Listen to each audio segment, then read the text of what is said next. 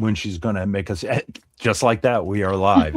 It's like, yeah, seriously, like somebody pulling the rug out. Hey, folks, welcome. SVT time. It is Tuesday, April 28th. This is episode 96, I think. I'm not going to look, but I'm guessing it's 96. Dom, thank you for joining us again. We have an awesome guest today, Leanne. Yes. And Leanne, forgive me if I mispronounce, but Bowes or That's Bow? It. You got it. It's Bowes. Just okay, perfect.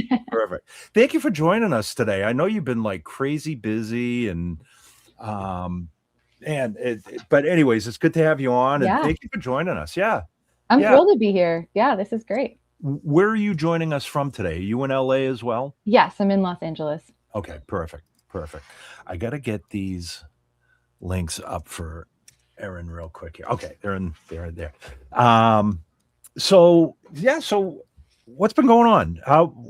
What have you been up to? Yeah, I've been give us the tea. Sure. This year has been so far. I did Shiprocked, which I don't know if you guys are aware of Shiprocked, but it's super fun. It's a cruise. It's a rock cruise in January every year.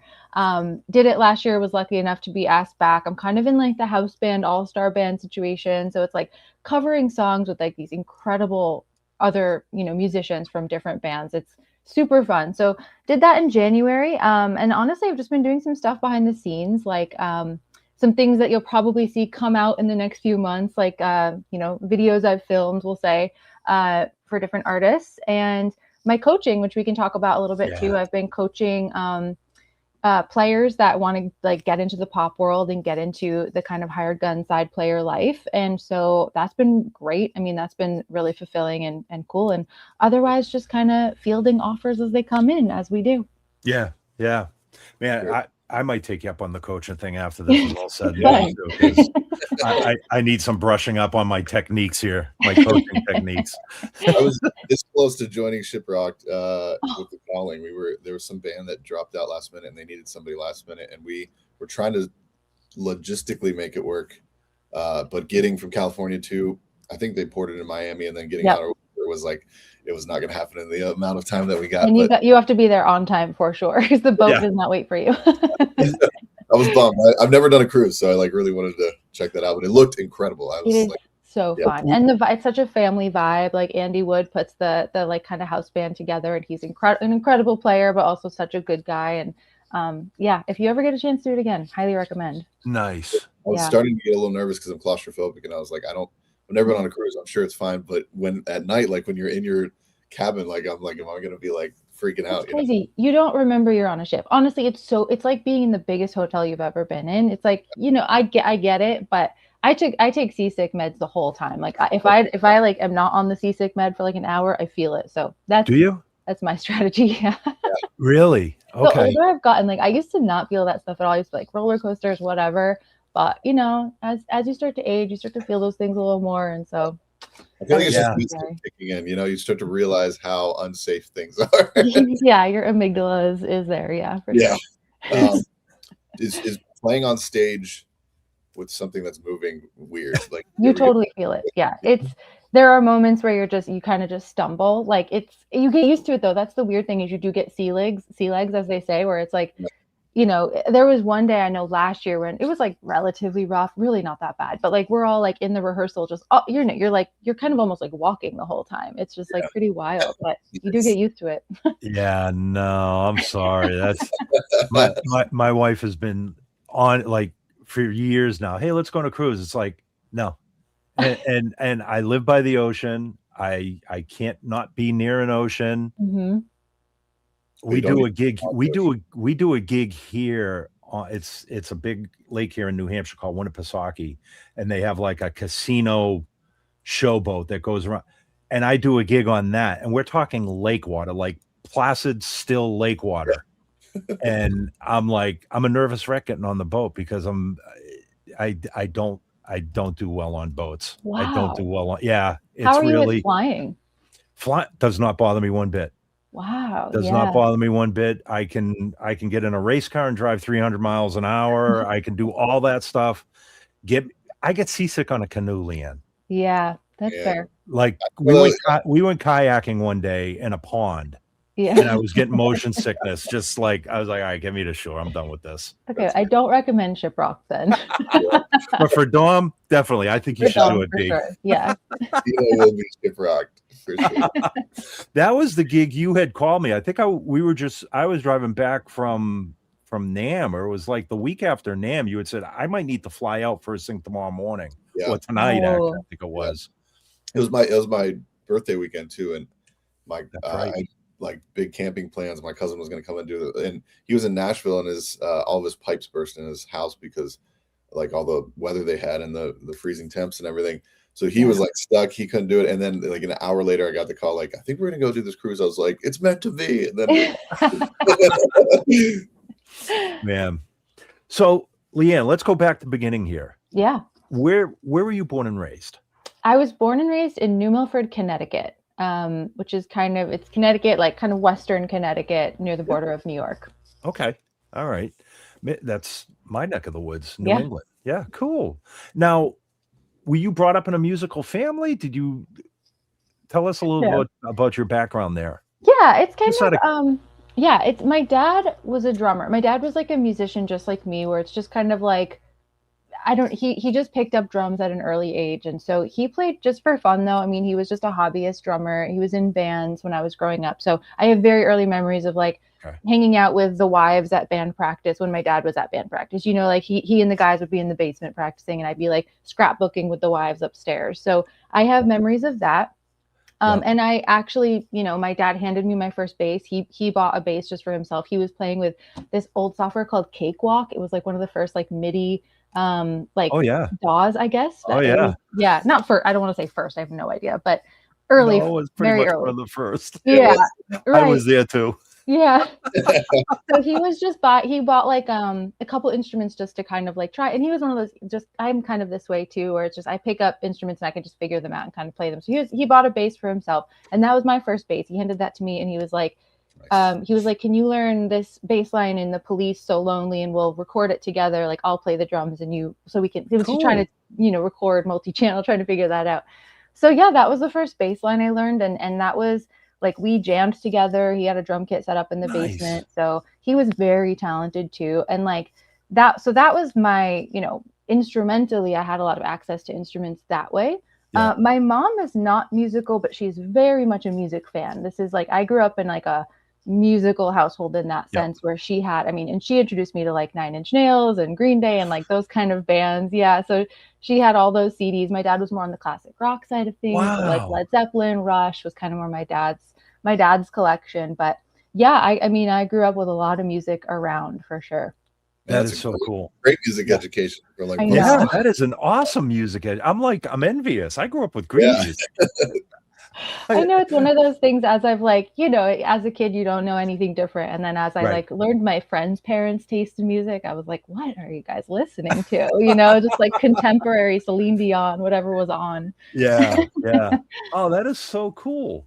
Now, did you study? Did you play in high school band? Did you like? Yeah, I actually did. So it's funny. I was playing bass just for fun with my friends, like in middle school, and then I was not in band. Like I didn't technically take lessons or anything like that. But then in middle school, the jazz band found out I was a bass player. There just weren't a lot of bass players. Like the director was like, oh my God, there's a bass player. Like, I heard through the grapevine, there's a bass player. Hunted me down, got me to join jazz band. I couldn't read music, so I was teaching myself. I remember like literally, what was the song? Oh my God. It was Love Potion No. 9. I like remember like taking like, just looking at each note, writing the little letter on, like just trying to learn music kind of through that. And it worked. I mean, I was, you know, doing it by the end of the year. But that was kind of how I taught myself to read music. And yeah, besides, I mean, my dad kind of guided me in the beginning, but pretty much self-taught there. And then, so middle school and then high school continued with jazz band, felt so out of my element. That was like, remember Pat Metheny, I was like, it was like conceptual. I was like, I was having a really hard time with that type of jazz, but did a lot of like, like competitions, you know how they have like the jazz band competitions. And so we went to Berkeley to like compete against other high schools, that kind of thing. So that was cool. And yeah, but no formal training. That was kind of it. I just continued to kind of teach myself. I still continue to teach myself, honestly. I'm still learning new things. and through high school, and then just, yeah, kept playing with kind of bands casually until I started to get serious about it. Yeah. Yeah. That's cool. I mean, and every guest that we've had, every musician that we all know and talk to, and Yeah. when you get into that conversation, it's usually like come from a musical family, and like you say, not necessarily musical where they play instruments. Sometimes it's just mom and dad have an amazing music collection, and they Yes. listen to everything from Basie to to Nine Inch Nails. Yeah. But so what and this is like the $1,000,000 question that we ask Yeah. everybody too. It's like, when you get to the point where you're on SVT time, Yeah. you've made decisions in your life that you've either moved to LA, you've moved to Nashville, like you've made a decision that I got to do this, Yeah. and to do this, I got to go here. So what was your deciding factor, and what prompted you? Did you first go to LA, or did you go someplace else? No, I mean, yeah, I can go back. This is a story. So I went to college in Boston. I went to Emerson College for marketing. I studied advertising. I have a degree in advertising. And I was not going to be a professional musician. That was not my plan. That was something that I remember talking to my dad about that. Probably when I first started playing bass, I remember kind of watching Dave Grohl on TV and being like, oh, I want to do that. I should go to Berkeley. I should, figuring it out.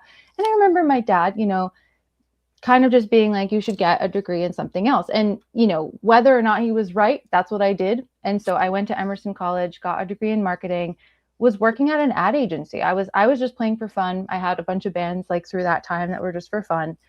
And then my dad passed away, and he was only 48. And it was, obviously the hardest thing in my life. It was a tough time. He had cancer, so it was also pretty quick. And seeing him pass away and seeing him have this awesome talent and this passion for something that he didn't get to really explore or do. He always had a day job.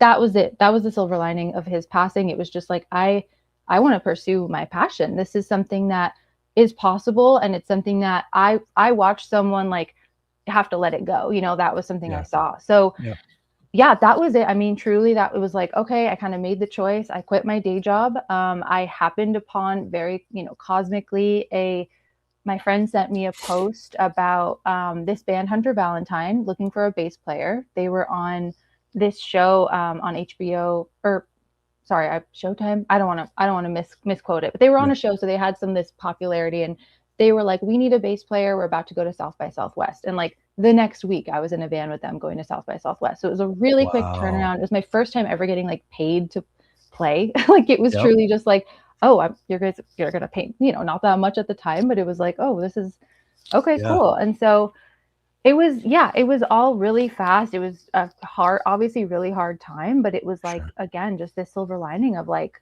this life is too short to just be at a desk. And, I liked marketing. I was passionate about it in other ways, but it wasn't the thing, it wasn't the thing that has always driven me. Yeah. So yeah, that was 2012. So all through like 2012 to 2016, I was touring with Hunter Valentine. And that was like very gritty introduction to touring, van and trailer, everyone sharing driving, sharing hotel rooms, like very, 5 girls in one room, very much just like a pop punk experience. And it was great. I mean, I was in love with it. It was like just like, this is the life. This is like, sleeping on a Motel 6 floor is great. This is great. Like I'm having a great time. So it was, and then, I mean, they had incredible success too, where it was like, we were then opening for Sum 41. We were opening for Cyndi Lauper. My first tour bus experience was on Cyndi Lauper's crew bus, which was like so cool. I was just like, amazed that this life existed. Right. And yeah, so that was just like that was when I was hooked. I mean, it was just like, this is what I want to do. Hunter Valentine was kind of slowing down. I mean, not to get into their whole story, but they had been doing it for longer before I joined. So they were just kind of at the end of their journey.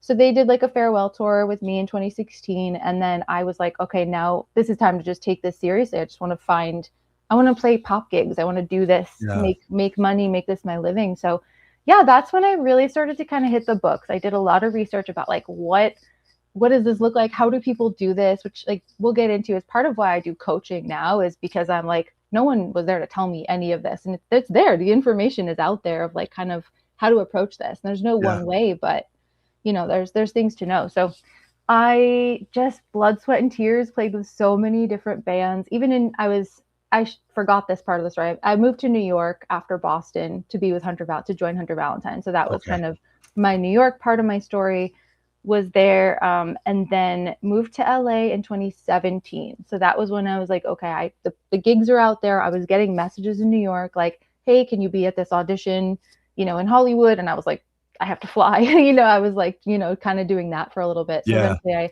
moved out here in 2017, and yeah, it's blood, sweat, and tears. I mean, really, it was just a lot of work. I played with a lot of different artists to like get my name out there, and ultimately it did work. I mean, it was just, you know, just pushing, just keep pushing. Man, so you moved out to LA without, well, I shouldn't say without, you moved out to LA obviously with this notion of pursuing your career, but you didn't move out for a specific gig like, hey, we're doing this in LA, you need to be here for this. That's right. Yeah, okay. I just moved out with the hope of finding some stuff. Yeah. But you had a plan. It wasn't like you just moved out blindlessly. Yeah. I'm just going to comment here, Dave, the stress ball. It's not a stress ball. It is a stress ball. Don't call it out. He needs it. Just let him out. So I am way highly over caffeinated and way under talented for this broadcast. So I'm just going to leave it at that. So the stress ball kind of evens me out there. I also have a baseball too when the stress ball gets kind of beat up. So nice. When you completely deflate the stress ball. Yeah. It's interesting that your dad like encouraged you to get into something other than music for like a degree or something, which makes complete sense to any sane person. Right. The time that you were doing advertising marketing has got to serve you so well now. Oh my God. With everything you do and everything you've done. Yeah. It's a great point. And I don't take that for granted at all. Like when I compare myself to my peers, I am like, I have a lot of strength in like my ability to even just like corporate communication, that kind of like having worked at like an office for a while before jumping into all of this is like, there is a lot there that, but you know, I'm lacking some things too. When I see a lot of my friends that like went to MI, they do great. You know, that's, if I could go back in time and really like have maybe changed that, like I wouldn't really change anything, but that is like, that's something that I would like to go to MI right now. Like, you know what I mean? Like there's things that they learned there that it's like a great music education and great connections at MI. So it's not, again, there's never just one way to do it, but I do really value that education that I have. And I do feel like the marketing side of things, like I never fail. And that's a lot of stuff that I teach in my coaching too. It's just like that, how to market yourself. What are people looking for? How do people see through your customers' eyes, you know, like that kind of thing. And customers being the people that hire you. And you apply that in your career today. Yeah. You know, 100%. I mean, perfect example, like, and we will talk about MI here too. You brought up in it because that's my old alma mater. It's at the alma mater of a mutual friend of ours here too. So, cool. But like when my daughter's a tattoo artist and she went to art school, and we, you know, when she said she wanted to go to art school, perfect. That's not a problem. But my first thing was like, do they have business courses that you can take or marketing courses that you can take? And it's like, not that you're ever going to go work in an office building or be a marketeer or but it's always good to have that, to apply it to the career that you're working at, marketing, sales, business. Man. And like I said, so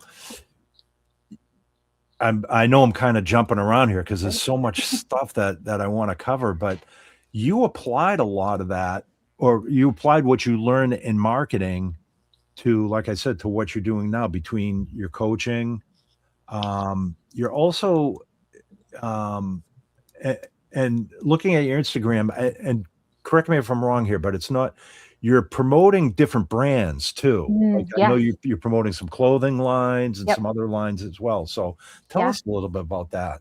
Yeah. I mean, honestly, social media is such I don't want to say untapped because obviously a lot of people have tapped into it, but I think maybe for musicians, maybe it's untapped where it's like, I think there's so much money to be made when you just like, you know, we're on tour, we're out there representing brands. Like I know, like, you know, Doc Martens will send stuff like, you know, just to get their name out there on stages, and it's amazing, but there's also opportunity to like partner with those brands And just it's another income stream. And obviously music can be really, as we know, just it's hard to predict your income sometimes, and gigs can be, you know, a little bit flaky here and there, but there's just other ways to kind of make money. And like and it's kind of it's a double value where it's like you can make money that way, but also then you're getting posted on other pages. It's more visibility, it's more reach. That's a very, you know, marketing concept of advertising, where it's just like the more eyes the better. It's just, you know, somebody could see you and give you a gig, or somebody could see you and give you a brand deal where they're paying you to just post about their product. So yeah, it's just, I think any income stream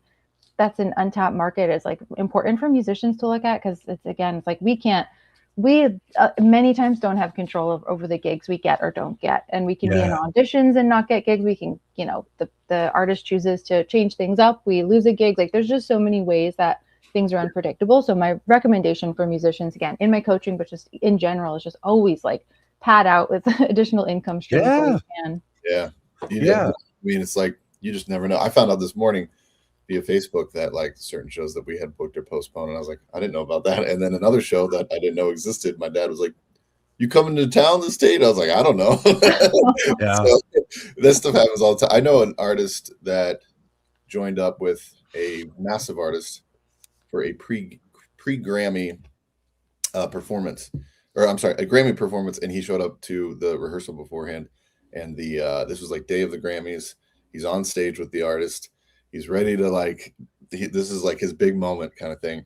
And they just decide to change directions, like of the entire performance the day of at the, and like he's literally at the venue on stage, in years in the whole thing. And they were just like, you know what, I think we're going to do like an acoustic thing instead. And he had to like just go home, and it was just like, he didn't do anything wrong. It was just, but it's like people still like, until the check's in hand or something. I don't know. Whatever. I'm just like, no, it's like, I feel like I used to think of it as like, until you're at sound check. I'm like, no, until you're at the show. No, until you've actually gotten the check. Then you've gotten the until the check is actually deposited in your account. Until it's cleared. Yeah. Or Venmo, you know what I mean? It's like, that was so true. You know, like, even at that level, I mean, it's just like, it's so unbelievable. It's and you know, and like you say, even at that level. So like, Leanne, you play bass for one of the biggest pop acts. Yeah. You know, and I guess unless I'm trying to remember, there was a documentary that was done out. It was something about hired. I think it was called Hired Gun, actually. Yeah, Nita was in that. Yeah. Totally. Yeah. Mm-hmm. And I remember, I think it was Phil X that was saying, you have a front row seat to like the lifestyle of, but it's a front row seat. So my point being is like, unless you are that person that is signing the checks at the end of the day, and even then stuff can get canceled, but like us as side people, you have to have some sort of, I call it a side hustle. Yeah. You know, like I to this day, 24 years into this career at Ampeg, I still call this my side hustle. Yeah. And my bass playing is like my main gig. But I mean, it's obviously the other way around. But yeah, you gotta have multiple income streams, and you got to invest properly too. That's the other thing too. Like, you know, when you make it, you got to know where to put it. 100%, because it's freelance work at the end of the day. Even when you're on retainer, I mean, that is a little bit different when you find an artist where you're on retainer, but things can always change.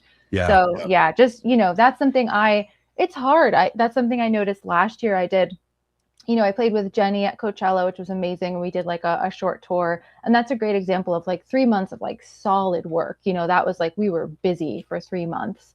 And then it was like nothing for maybe 3 months. You know, it's just like it's almost just like whatever work you do, then there's a block of time off because you weren't even hustling for gigs at that time. There's like a kind of a pendulum that happens sometimes, depending on your, you know, luck. It's a lot of luck of just who needs someone, who reaches out at what time. So and things you have to turn down if you're on another gig, and you know, it's just the timing doesn't always line up. So that was, I mean, last year for me was very much I would say inconsistent. Like I had a great year as far as the gigs I did last year, but when I look at it, it's like, you know, filling in for Suki Waterhouse, filling in for I think I did maybe like 5 different artists last year, and it was awesome, but so inconsistent. And it's just a lesson in like saving the money, putting it away, just like holding on to it. Yeah. And now, do you teach this in your coaching? Yeah, I mean, it's honestly depending on level. So with my coaching, it's like I'm talking to some people that have never played live. You know, there's people I talk to where it's like I'm a bedroom player. I want to get out there. My dream is, you know, this or that big pop artist, and we talk about the steps there. But there are people I talk to that are actively gigging, and that's where when we talk about even like pay and like kind of what to ask for, what to expect, things like that. Yeah. And I'm going to put your Instagram handle up here too. So Great. can folks get to your coaching? I know they can. It's actually your Facebook page, not your, no, it is your Instagram, but it's being posted onto our Facebook page. I get it. Okay. Yeah.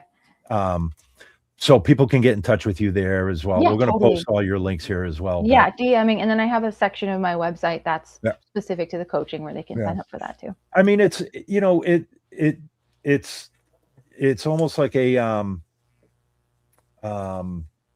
mentoring program too, because you know, coming up, we didn't have music coaches. Like I had mentors in my, you know, that I would call and say, you know, you'd run into a specific situation on a gig, or, you know, I knew nothing about, you know, different rates for, you know, when you're playing a concert. Oh, there's TV cameras now, so, you know, how. Yeah. I knew nothing about that. So I was fortunate enough that I had some guys above me that I could call and say, what do you do in a situation like that? Totally. And then they give you all the information. So I'm serious. I'm going to hit you up for some coaching on this stuff too. And honestly, what's cool too is that kind of, I think you just kind of touched on something that reminded me of this. It's like some of the people I've coached, it's like, what is a musical director is like their first question. And it's like, oh yeah, like that's like, I didn't know that either. Like when I moved to, I think maybe before I moved to LA, but there was a point when it was like, oh, that's who's hiring the bands. It's not as though, you know, necessarily that pop singer is saying like, I'm going to pick this person and this person. It's like, there's a musical director mostly making that decision in a lot of these cases. So that's just a great example of just like, it depends on the level, but it's like start from the beginning. That stuff is so useful. And we kind of just forget that it's like not maybe common knowledge outside of the smaller circles, but that's what happened. Yeah.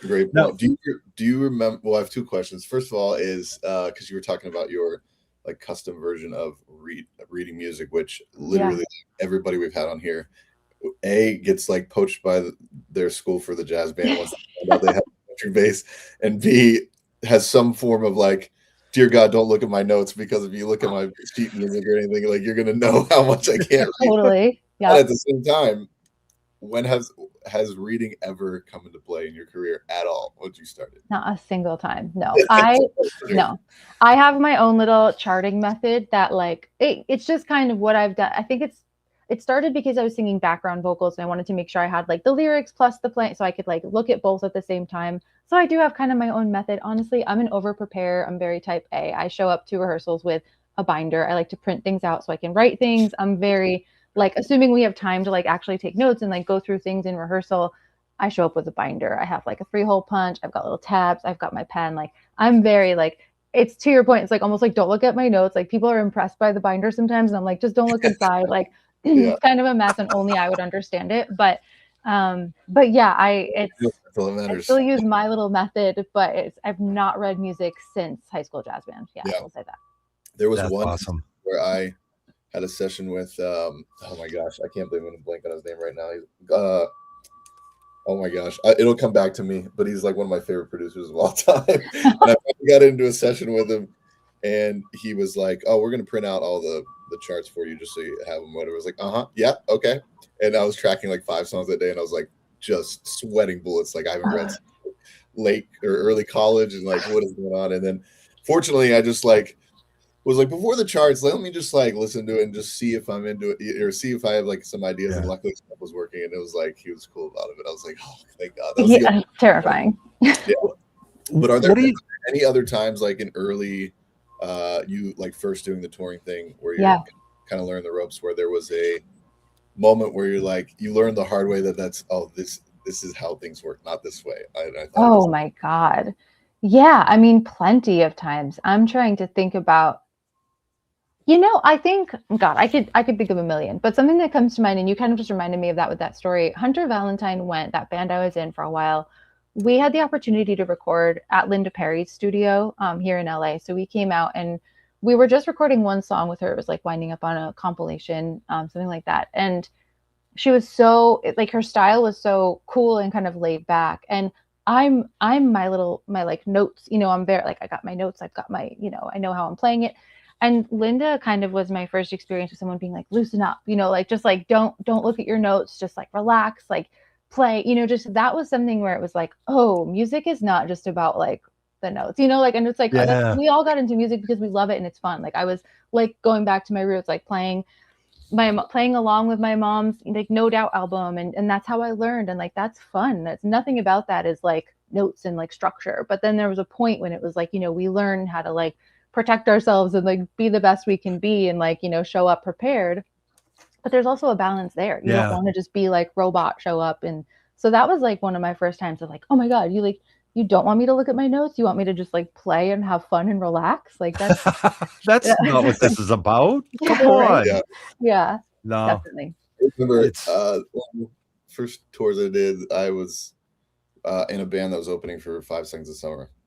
Mm-hmm. And my whole during this, I was music director of this band, and they were also just like, yeah, man, let's like you lead our workouts for the day or something like that. And I remember day one, I'm like, okay, I'm gonna run every day in front of it was like an arena tour. I'm like, I'm gonna run around the arena every morning. I'm gonna be the guy that does it kind of thing. And I wake up the first day and I see this trainer there, and I'm like, oh, this is, and I didn't know the guys in 5 Seconds of Summer yet. Yeah. So they're all working out with him because he's a paid trainer that's literally like on retainer on their tour for them. Oh my gosh, And yeah. I walk into the group and I'm like, oh, this is so cool, guys. Well, I'm going to be working out with you guys every day. And they just all looked at me like, who is this guy? Oh my God.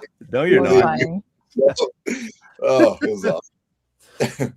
What are some of the challenges of that you find of being a music director and a bass player at the same time? Yeah. That's a great question. So I've musical directed for different artists, and it's always different kind of depending on the size of the team. So like my early days of musical directing, I remember I musical directed, my friend Alana had a band, and I did like her Warped Tour set, and that was like everything because this was a really small outfit. It was just me and the other players, and it was just, I was like kind of remember building the set. I remember hiring the musicians. I remember leading the rehearsals. It was just like kind of I was doing everything. And then same, you know, I did my next musical direction gig was for John Early. He's a comedian. He was doing like a variety show annually here in LA, and I did a couple of those again, like every step of the way. Whereas something like musical directing for Demi, it's like the team is bigger and there's a playback engineer and you're just doing a little bit less of the hands-on work. But what I will say is that it is really hard to, because a huge part of being a musical director is listening. And that's like, honestly, like probably the arguably biggest part of being a musical director is like listening and doing that kind of live production as the show is coming into shape. And so having to also play and like put your instrumentation in that mix, it's really hard. And of course you can listen back and record during the rehearsals, but it's hard. And it's hard to direct people while you're also trying to play. It's hard to just hear the nuances. I like it. Like, it's definitely like the thing that I love about me being a musical director is the leadership. That's something I feel like I'm a natural leader. My first gig musical directing was like, oh, this is what I always do. Now there's just a title for it. It's kind of like being the one that says, let's take it from this part. Let's, you know, that kind of stuff that I was already doing.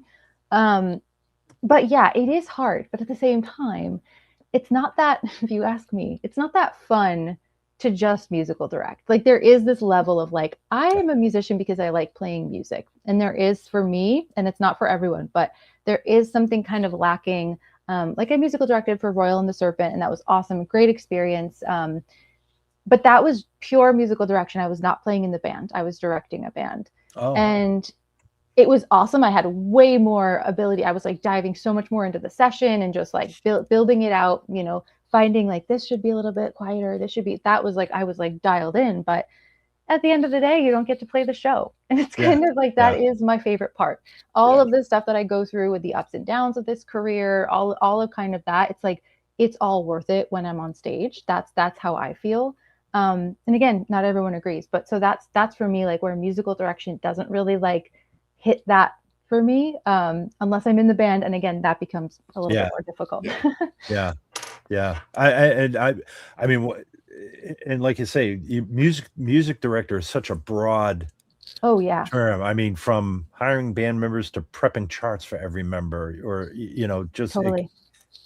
one of my biggest, I guess my biggest thing is, as a bass player and a lot of guitar player, but more so as a bass player, like, you have both hands on the instrument at all times because you're playing all the time. Yeah. And you have people in the band looking at you for cues, and you're yeah, like, and you're like trying to find an opportune time to take your hand off the neck or take your Totally. for me, that is the biggest challenge. That's such a like, you have to be in on beat one at the right thing. Yeah. Guitars can wait for a second, hear the chord, do the thing. It's very true. Just Saturday or Friday night, we're on a gig, and with April, and I'm trying to cue us out of this tune, and Phil, the poor drummer, he's looking at me like, I'm standing right over his hi-hat. He's a lefty drummer, but he's looking at me, he's like, and at the end of the set, he looked at me, he goes, I didn't know what the hell you were trying to tell me. He says, it looked like you were kind of having a little bit of a seizure there. Like, I didn't know whether to follow your head, your hands. He was like, you were kind of all over the place. Yeah, I didn't even know what to do at that point. I apologize, and at the end, it's just one of these trying to cut a song off. I know. I mean, the talkback mic comes in handy. That's something I definitely have been like, background vocals, singing, and then hitting the thing to talk, to be like tell something to the band, and sometimes that can get really chaotic. Or remember, there's been gigs where something has gone a little bit awry, and I remember I was front of stage rocking out, headbanging, and I had to run back to the talkback to like tell the band, skip this one, skip this thing, we're doing it. It's chaotic. It can be very chaotic. Have you ever run into a situation where, like, you have that band member that goes, I don't know, you're the music director. Like, you tell us what, like, if things are falling apart and everybody's obviously looking at you as the music director, but you have that one person in the band that's just like, what are you going to do now to fix it? That's the thing though. I feel with groups, sometimes when there isn't the one person to decide, that's more chaotic. I'm okay with that. It's more when someone's not going along with the direction that I'm a little bit more stressed. I genuinely we've all been in like group situations, if not bands, where no one is the decision maker. So the group thing comes in. It's like, even like you're on tour and it's like, where are we going for dinner? If no one decides, like, oh my God, hours can go by of just like, I don't know. Group think is it bothers. Like, I'm, like I said, type A, like I like things to kind of I'm decisive. So I think, I'd almost prefer if they just let me. You make the decision, and this is how it's going to be, and it's open for discussion if you want, but this is what we're doing. Yes. No, I get that. It's funny you said, where are we going for dinner? That's like that's the biggest topic of discussion all the time. I know. In every lifestyle, in every home, anyways. For I guess either as a player, maybe this is different between you just being a player in the band or being a player and music director, but do you prefer being a little over rehearsed or a little under rehearsed? Always over. I'm always, both as a player and a musical director. Like, I don't think I really run bands into the ground when I'm musical directing, because I also really believe in the like ceiling of ability, not ability. I don't mean ability. I mean, ceiling of like, what do I say? Energy, or like focus. Ceiling of focus is what I'm trying to say, where it's like, I know as a player, like I can really focus for hours and hours, but like if we're hitting like an 8-hour mark, like I'm useless. I'm tired. I'm hangry. Like I'm not going to be playing to my best ability. So I definitely like, I'm very conscious of that when it comes to players I'm working with. But I'm always over rehearsed. I always show up for rehearsal day one, like I said, with my binder, like a little bit too prepared, and then kind of work backwards from there if we have to change things. Yeah. That's great advice. Yeah, totally. And I feel like there's this balance between leaving enough spontaneity to where you're performing still, and not just going through the motions. But there's this weird thing that happens with me where I'll hit a threshold where we've rehearsed so much that whether I got it or not, I think in my mind, like, I got it. And then like, it's like when like Dino and I will talk about like staring at a product in development before it gets released, and you're staring at the words and the parameter names, and like, and you stare at it so much that you start to miss things because it's just blind to you after a while. Yeah. I feel like with me with music a little bit, where you're just like, yeah, it goes to the thing, and we're like, we know, but then it's like, no, you don't know. You almost get a paralysis effect, Yeah. you know, over paralysis. Yeah. Totally. Yeah. Interestingly enough, Leanne, so switching gears here a little bit. Yeah. So we were originally introduced through, well, I'm guessing this. Were we originally introduced through MOA, or were we introduced through Guild? Oh, I think through MOA. I think I have a vivid memory of talking to MOA about like something I needed, and she was like, "Oh, reach out to Dino," and I think she's the first one that connected us. Yeah. And I know like MOA was originally came to us through Line 6 and Guild as well. So, you know, through that whole relationship, and I didn't realize how close you and MOA are as friends and colleagues and whatnot. But for anybody that was watching earlier, when we were talking about Musicians Institute or MI, that's when MOA told me she went to MI, and then she told me what year she graduated, and I felt really, really freaking old. It was like, oh yeah, like yes. But no, and I will say, you know, just in terms of music education, because that is my background. I went to MI for a year, and then I taught there for probably about 6.5, almost 7 years after I had graduated. That's great. And at that time, it was just a 1-year school. It wasn't like a fully 4-year accredited school. But it's never too late to go back to school. Yeah. You know, it's like I even, you know, at my ripe old age of 59, I'm seriously thinking about like going back to Berkeley and taking some courses at Berkeley in music production. And same. We should do it together. I think about I have on my like little dream board to-do list, just like production courses at Berkeley. I think about that all the time. Yeah. I always say education is the one thing that nobody can ever take away from you. So, you know, unfortunately, it's just stupidly expensive these days. I know. But I think I know somebody that might be able to give us a deal. Cool. We'll do it together. See you in class. Yeah, right. So, man, you've done these amazing gigs, these high level gigs. I thought you had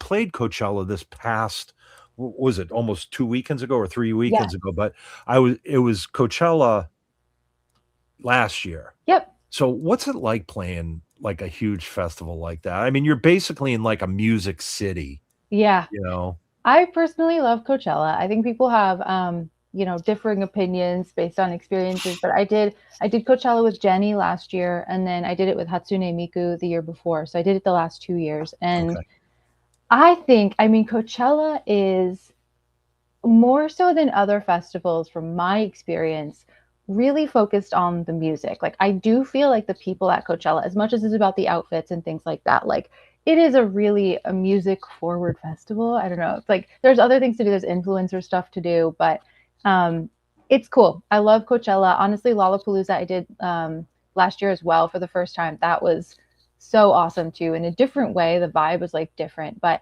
festivals are great. I mean, it's more chaotic, which kind of makes it fun as someone that's kind of type A and you know, likes to plan. It's good every now and then to kind of get thrown to like, okay, go to stage. Okay, wait. Okay, you know, it's like it's a little bit more chaotic than just a regular show. But and the crowds are just great. I love, like, I know when I played last year with Jenny, I think we were one of the last sets on whatever stage we were on. I should know the stage, but one of the stages. And so people were there like all day for Jenny, which just is so, I mean, it's so to see people.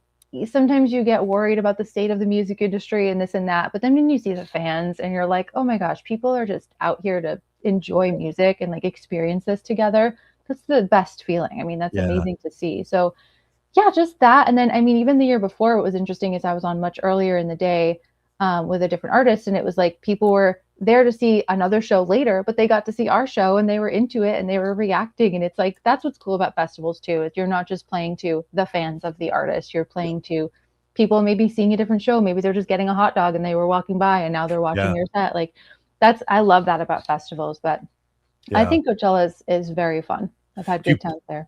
Do you prefer festivals over individual shows, or?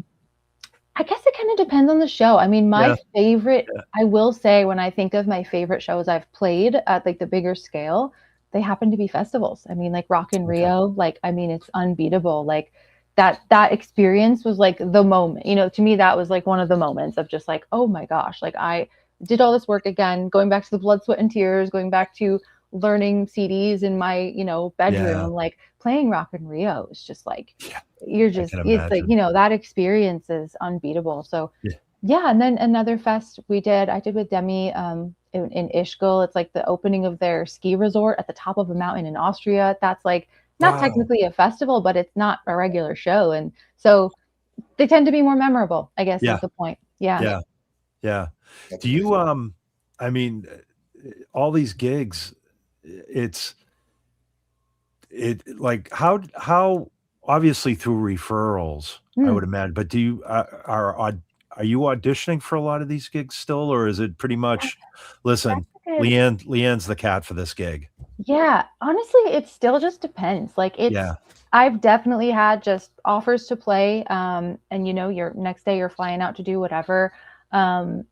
It's both though. I have also auditioned for stuff as recently as I would say 4 months ago, sending in a video, you know, sending in this or that just to, you know, there's, and the video auditions, I guess it's a little bit more rare to do the in-person. It's been a minute since I've done an in-person audition. Oh, wow. But absolutely. Artists are still looking for like, play this song. We're going to compare it to everyone else. And then we'll bring you in for the in-person, which is much smaller. It's not like cattle call style. It's, you know, you against maybe 3 people are vying for this one gig based on the video. So but no, it's definitely not a no. It's definitely not like, oh, I haven't auditioned since. No, I'm actively auditioning. For sure. All right. No, that's cool. And I'm assuming people can learn all this in your courses, in your coaching as well, like how to go about doing this and prepping for. See, that's the thing that I never, living in LA for the time I was there, there was nobody there to coach you on how to properly audition. Like know that you are going to be a freaking nervous wreck. Yes. Oh my God. And how to handle that and how to handle it professionally, because they're going to be looking for that. Like, is this guy nervous? Like, you know, why is his head shaking? Why is he peeing on the floor? First thing in my coaching, don't pee on the floor. Don't pee on the floor. Lesson. Well, it depends on the gig you're going for. That's true. That's a great point. But yeah, it was like, I mean, I auditioned for a lot of people when I was in LA, and it was funny because it was like, you know, back then this was just towards the end of the hair metal band days and just at the beginning of the grunge days. And it was like, and I remember being told this: you're too tall, you're too short, you're too skinny, you're too fat, your hair's too long, your hair's too short, but here's the best one. This is the best one. You're too Greek. Oh my God. Have you thought about changing your last name? That's illegal. You got to call somebody about that. It is a stress ball for that one. You deserve compensation for that. You're too Greek. I was like, how am I too Greek? I'll show you some pictures. I went back in the 90s when I had, and even my wife says, she goes, yeah, you really do look like somebody right off the islands, you know? Oh my God.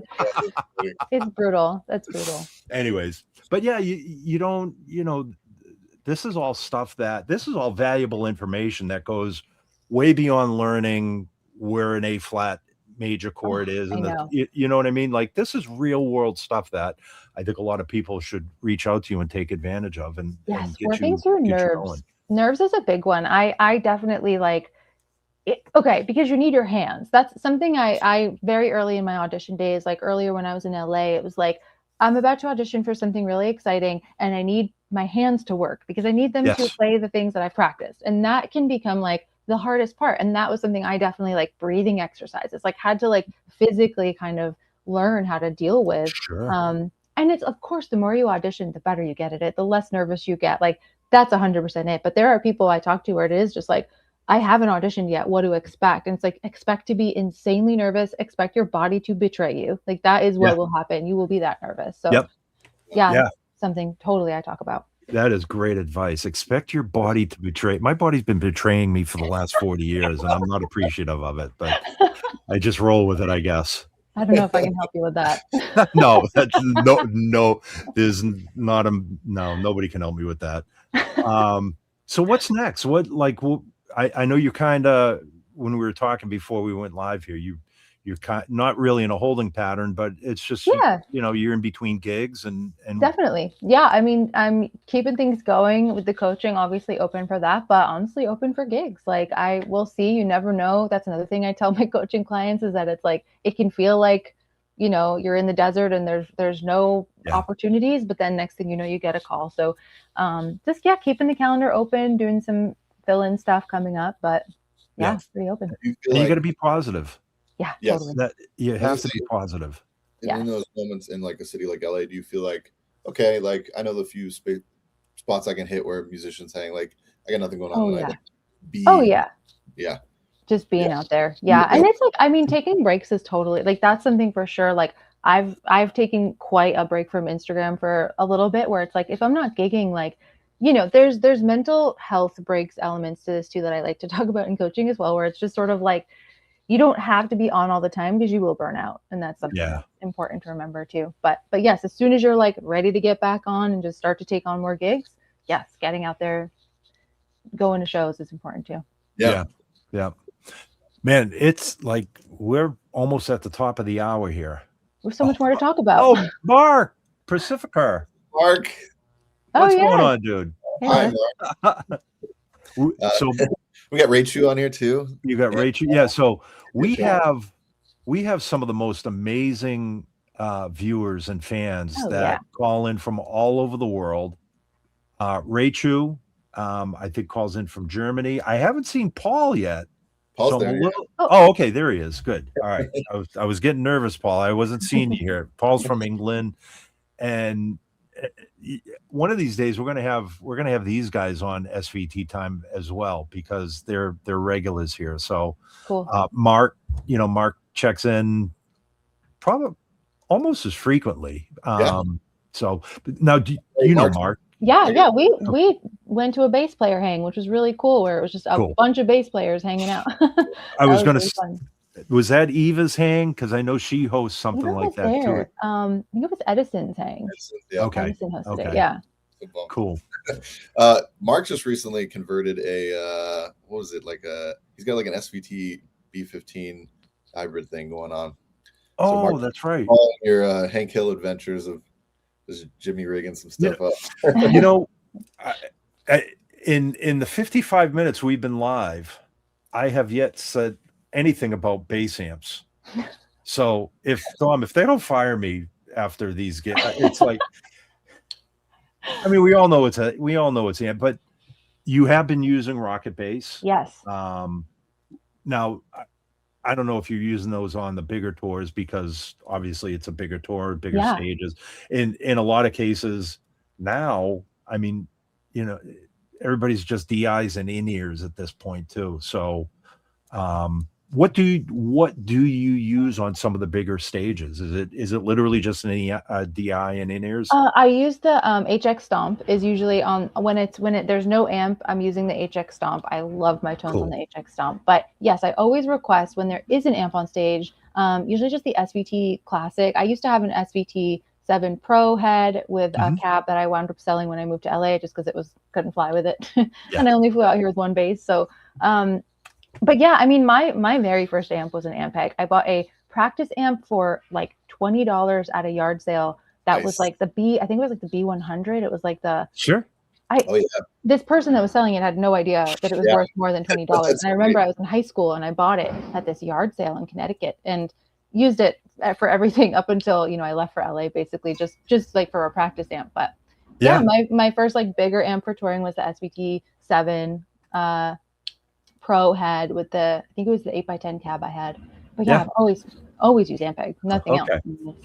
Yeah, and like I said, I remember when we had originally talked, and for around town, the Rocket Base is perfect. It's lightweight. It's so light. Yeah. I'm still amazed, but every time I go to pick it up, I almost throw it because I'm just like, I'm expecting something so much heavier. I love the weight of that amp. That's so cool. Yeah, that's so cool. At some point, we'll in your spare time, or if you have free time, come on out to Calabasas so we can show you some of the new Venture stuff as well. But I would love to. Yeah.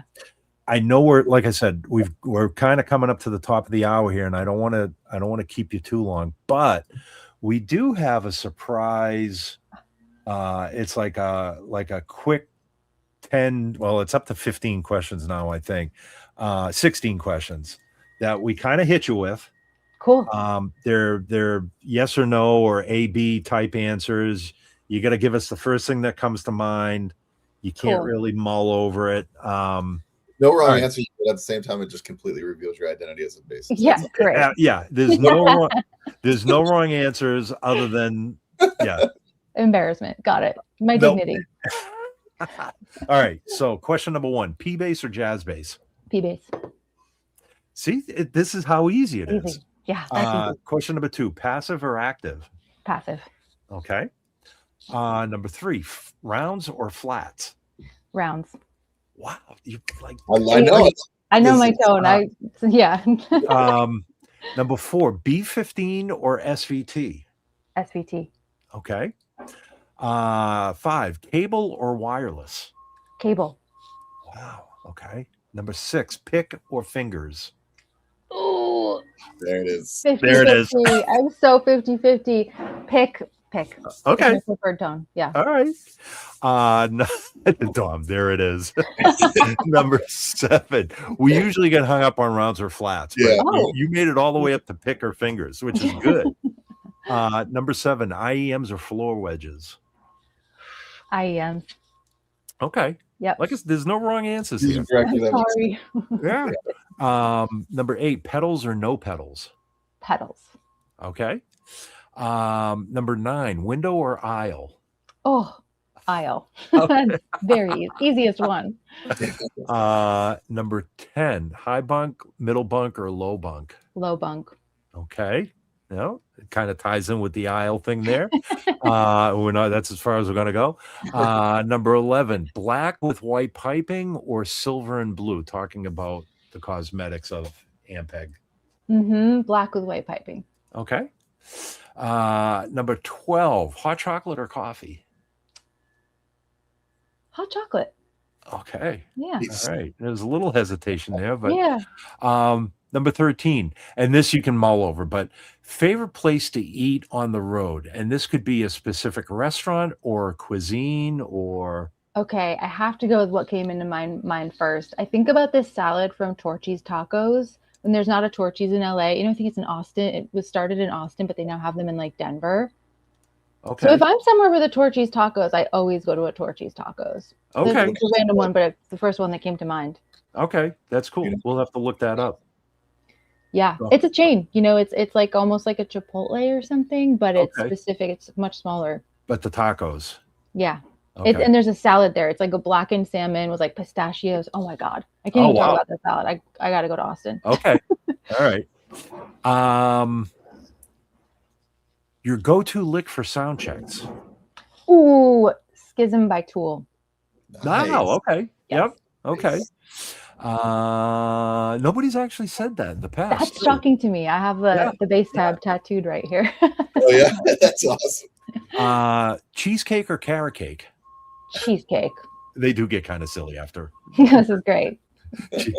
You said cheesecake, right? Yeah. Okay. Yeah. And then last one is favorite Saturday morning cartoon. Ooh. Favorite Saturday morning cartoon. The bass ones were easy. The lifestyle ones are the difficult ones. I mean, like if I was like to put on a cartoon right now, I feel like I would watch Doug. I don't know if that counts, but the show Doug, like Nickelodeon days. We'll take that. Sure. Absolutely. Yeah. All right. Yeah, that's it. We're up to 16, and I think I need to cut some of these out, but there's they were all perfect. Okay. All right. Yeah, I get 20, Yeah, maybe we need to come up with a couple more, then maybe get it up to 20. But man, Leanne, it has been such a joy talking with you. Thank you for taking the time out of your day to do this. Yeah. It really is. And you know, like I said, this, and I tell everybody here, I think we said this before the live stream, or did I? I'm coming off my caffeine high now, so I'm forgetting what I said earlier, but it's crashing. I'm crashing over here. But no, like I said, this is the conversation. It's just a conversation about life, about favorite cheesecake or carrot cake, about bass playing. And, you know, it's not, we don't get deep. We don't talk about politics or religion or any of that stuff. This is the conversation that we like to have at NAMM, or whenever we just kind of hang out and have coffee. So, yeah. So next time I'm out in LA, maybe Dom and I will get Leanne, we'll get Mo, maybe, and this has actually been a dream of mine, is like right around NAMM time, is to get all the entire Ampeg family, Line 6 family, Guild family, like get all the bass players together and just kind of have a hang. Because love it. When's the other time you really get to hang out with a bass player? It's never on a gig unless you're at a festival. Yeah. But yeah, on a gig, you're the only one there. So yeah, I'm super down. That sounds great. Cool. And we'll have you back on at some point, you know. Totally. And there's more to talk about. Yeah, absolutely. You'll come back and visit us. Cool. Everybody, what's SVT time is always a good show. Thanks, guys. Thank you. And like I always say, we'll keep doing this until they tell us to stop, or you guys stop watching, or one of the other. But, yeah. Real quick, just some house cleaning or housekeeping notes here. The next SVT time is Tuesday, May 12th, with Eric Boutau, or I'm butchering the last name, from Punk Rock Bass Players. So he's going to be on. We're going to talk about the new website, Punk Rock Bass Players. So, Leanne, if you're around, you want to chime in, please join us. Sounds awesome. So, all right, guys, that's it for us. Go check out Leanne's socials. Go check out her career coaching. Yes. Thanks, everybody. Yep. Thank you. Right. See you guys.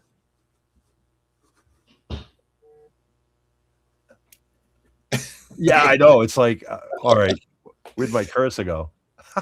I was wondering I was waiting to see if everyone was going to